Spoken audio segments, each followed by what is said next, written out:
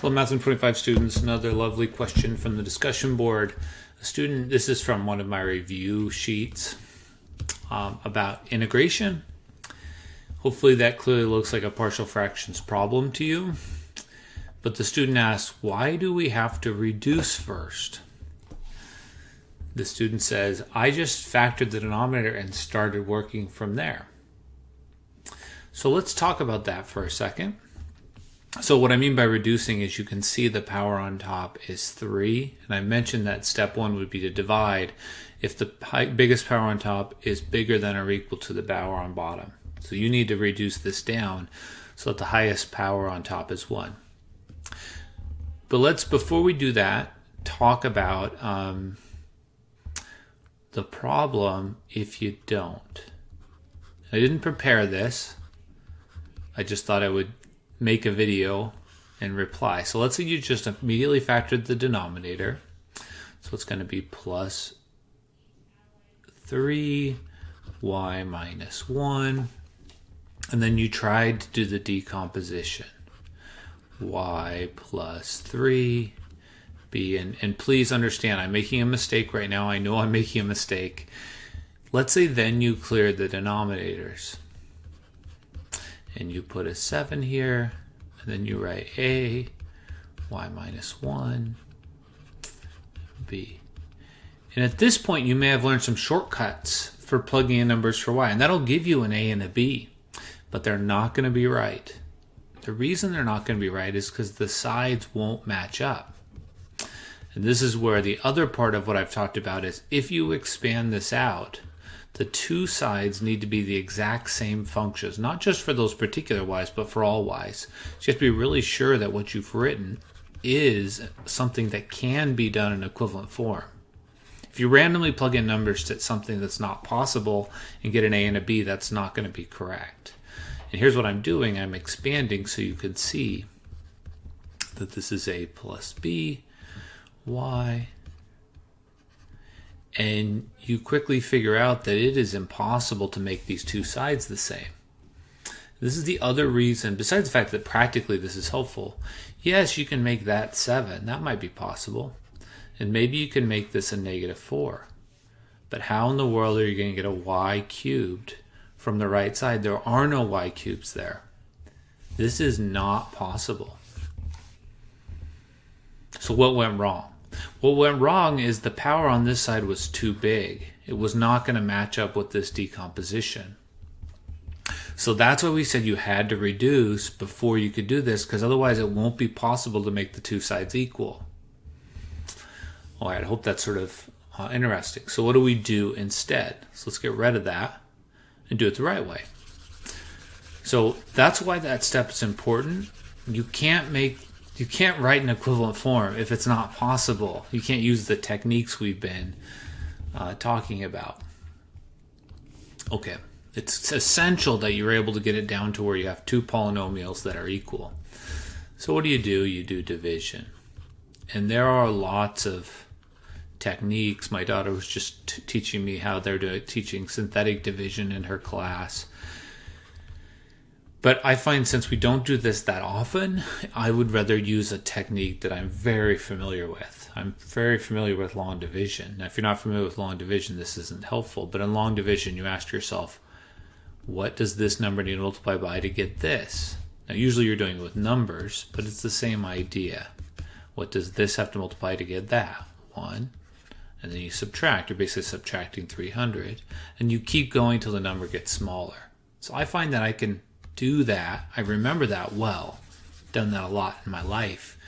And so I'm just giving a method. So I'm going to do y times all of this. The whole reason we did it is that's going to be y cubed plus 2y squared minus 3y. And then I'm going to subtract. And so that's going to make it negative 2y squared so it's going to be negative 4y plus, so it's negative y plus 7. Is that smaller? Not yet. So we keep going. I have to multiply by negative 2y. Sorry, just negative 2. This is where I should have prepared. But I was, sometimes I'm making these videos, I just want to focus on the ideas. I apologize if I make some sort of typo. I'm sure someone will call me out on it. So let's cancel. This gives me a 3y. This gives me a 1. So this is the whole number of times it goes in there. So y minus 2. And then there's a 3y plus 1 left over.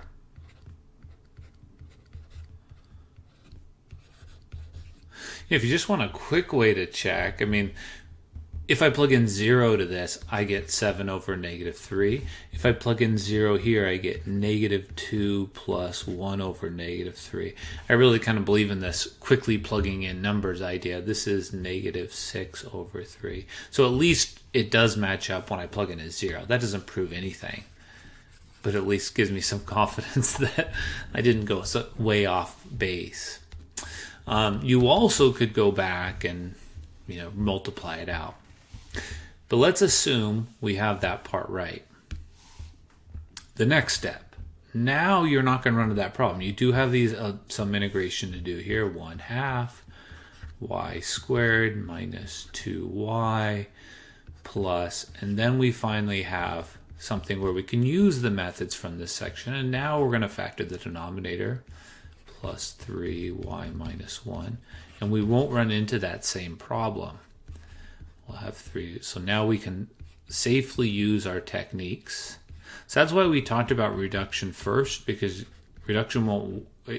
this technique won't work unless that has a small enough power to make it work.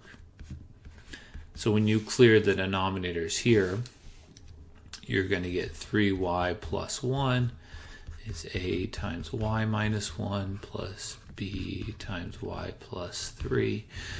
And now that I'm confident this does work, now you can use the cheat method, meaning plug in a 1, you get 4 is equal to b times 4, so b has to be 1. You can plug in y equals negative 3, and you get negative 9 plus 1, so negative 8 is equal to a times negative 4, so a is 2. Again, apologies if there's any typos in there. And so you can only do what I just did if you are certain that it's possible for the two sides to be the same. And I'm certain it's possible, because if I were to expand out now, it will always be possible as long as you've followed our advice, meaning you've reduced and you've written the correct form. So that's the other reason I explained this. So this has to be 3 and this has to be 1. And you can check. A plus b is 3. Yep. 3b minus a, so 3 minus 2 is 1. Yep. So this does make the two sides equal. And then we have it. So it's 1/2 y squared minus 2y plus the integral of, we said a was 2 over y plus 3. We said b was 1 over y minus 1. And so it's 1/2 y squared minus 2y plus 2 log of y plus 3 plus log of y minus 1 plus c. Success. So that's that story. I'll double check here. Let's see. This is this first one from here. So I have lots of tabs open, answering lots of student questions at the moment.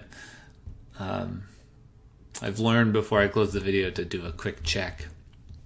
Sometimes in doing so, I catch a silly mistake. Okay, I think that answers equivalent, maybe in a different order. But the question was, why did I say first divide? And I hope I've answered that for you. Okay, hope that's helpful.